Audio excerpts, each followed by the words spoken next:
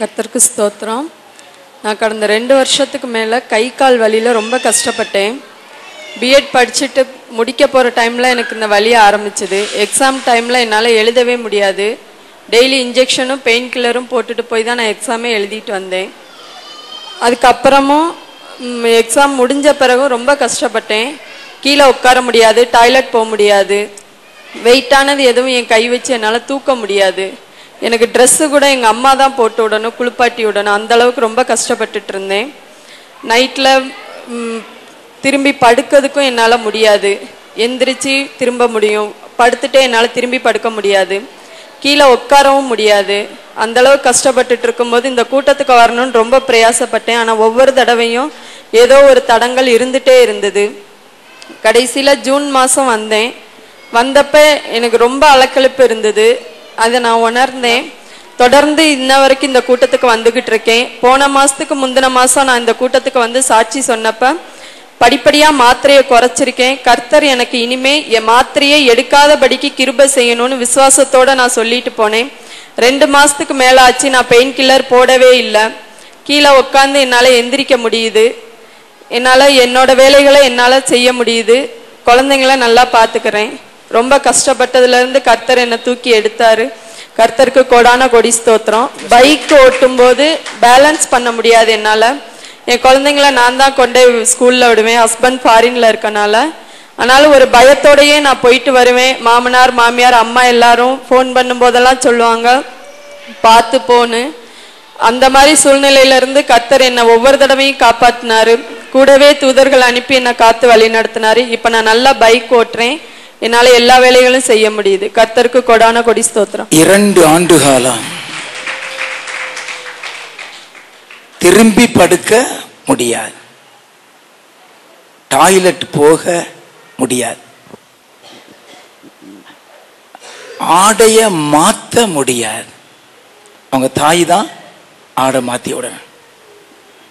அந்த சூழ்நிலையில தான் இந்த பிள்ளை இந்த மீட்டிங்க்கு வந்தா. ஜப வேளையில் ஆண்டுடைய வல்லமை இறங்கின உடனே இவளுக்கு வைக்கப்பட்ட மாந்திரிகத்தின் கிரியைகள் அழிய ஆரம்பித்தது. இவளுக்குள்ள இருந்த பொல்லாத ஆவி கத்த ஆரம்பிச்சது.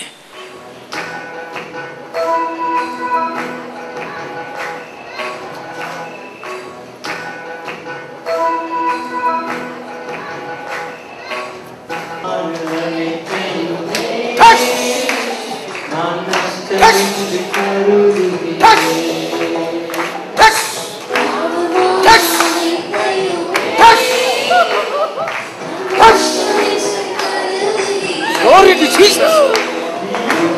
Oh Rabba Shama Haba Haba. Oh Rabba Haba Haba.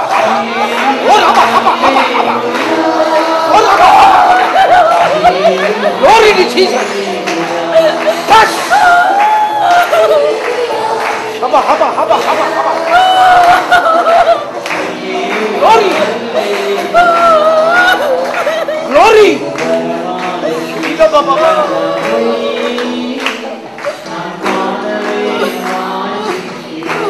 Glorious Jesus.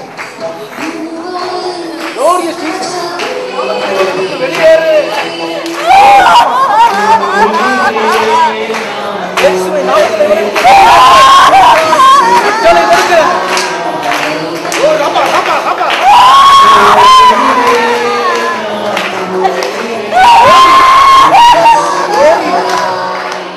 Glory. Glory. Glory.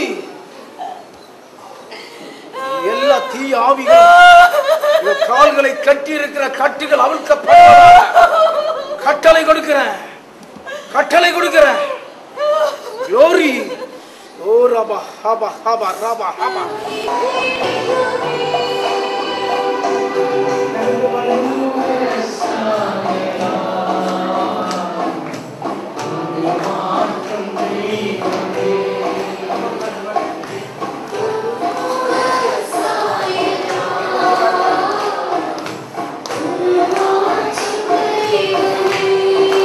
என்னுள்ளம் ஏங்குதையா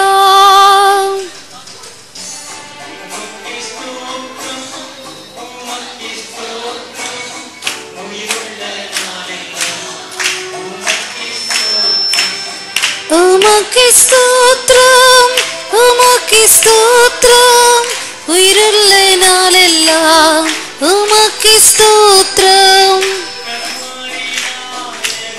ஆண்டவர் செய்த அற்புதத்தை கேட்போம். உனக்கு என்ன வியாதி இருந்தது, எவ்வளவு காலம் இருந்தது, என்ன ட்ரீட்மெண்ட்லாம் கொடுத்தீங்க, இன்னைக்கு உனக்கு இயேசு என்ன செய்திருக்கிறார்?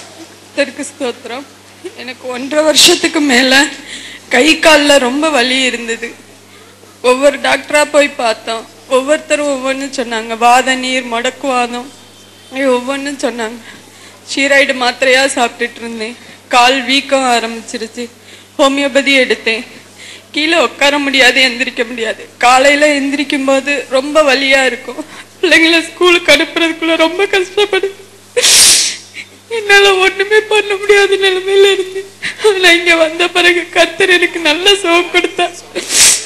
என்னால் ஓட முடியுது. என்னால் நடக்கவே கஷ்டமாக இருக்கும். நல்லா ஓடுவேன். உட்காந்து எந்திரிக்க முடியாது. நான் தரையில் உட்காந்து 1.5 வருஷத்துக்கு மேலே ஆயிடுச்சு. இன்னைக்கு உட்காந்து நானா எந்திரிச்சேன். இந்த அளவுக்கு நான் ஃப்ரீயா உட்காந்து எந்திரிக்கல. ரொம்ப வலியோட, ரொம்ப பல்ல கடிச்சிட்டு தான் உட்காந்து நான் எந்திரிப்பேன். ஆனா இன்னைக்கு அந்த அளவுக்கு இல்லை. கர்த்தர் எனக்கு சுகம் கொடுத்தா. இந்த சகோதரிக்கு 1 ஆண்டு காலம் டாக்டர்ஸ் அது வாதம், முடக்குவாதம்னு சொல்லிட்டாங்க. உட்கார முடியாது. படுத்தாச்சுன்னா பெறல முடியாது, பிறண்டு படுக்க முடியாது, பிறண்டு படுக்க முடியாது.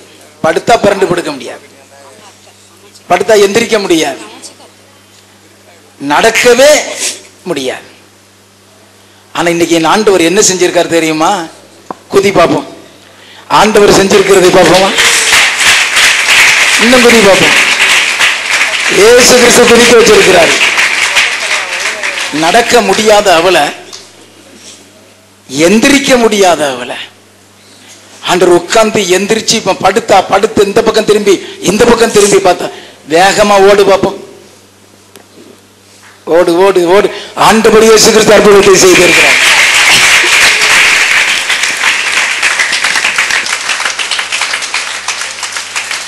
ஓடிவா ஓடிவா. இயேசு கிறிஸ்துவுக்கு மகிமை உண்டாகட்டும். அவர் தான் அற்புதத்தை செய்கிறவர். அந்த பொல்லாத மாந்திரியத்திலிருந்து இயேசு அவளுக்கு விடுதலை கொடுத்தார். பரிபூர்ணமான விடுதலையை கொடுத்தார். இங்க வந்து ஜெபித்துட்டு போனதுக்கு அப்புறம் மாத்திரையை குறைச்சிக்கிட்டே வந்திருக்கா. கடந்த 2 மாசமா சுத்தமா மாத்திரையை நிறுத்தியாச்சு. மாத்திரை சாப்பிடவே இல்லை. இன்னைக்கு வரைக்கும் வலி இல்லை. இப்ப ஓட முடியுது, நடக்க முடியுது. கொஞ்சம் தலை ஓடிட்டு பார்க்க. வேகமா ஓடிவா.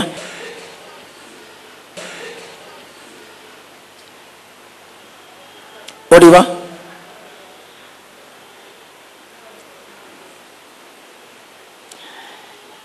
திரும்பி கூட படுக்க முடியாத இவளுக்கு ஓடுற நிலைமை வந்து இப்ப ஆண்டவர் அவ பிள்ளைய ஸ்கூலுக்கு ஸ்கூட்டியில கொண்டு போய் விடக்கூடிய அளவுக்கு வச்சிருக்கிறாரு. அல்லேலூயா. திரும்பி படுக்க முடியாத இவ இப்ப ஸ்கூட்டர் ஓட்டுறதையும் பாப்போமே. போமா.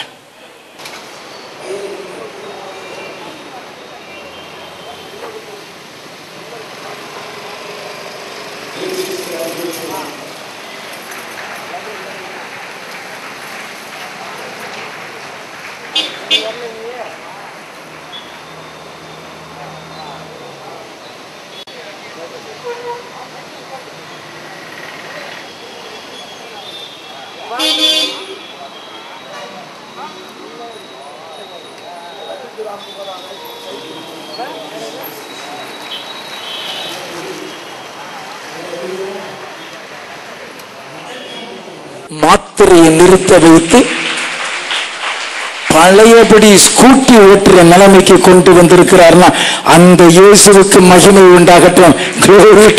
Glory to Jesus. இயேசு கிறிஸ்து அற்புதத்தை செய்திருக்கிறார். அல்லேலூயா.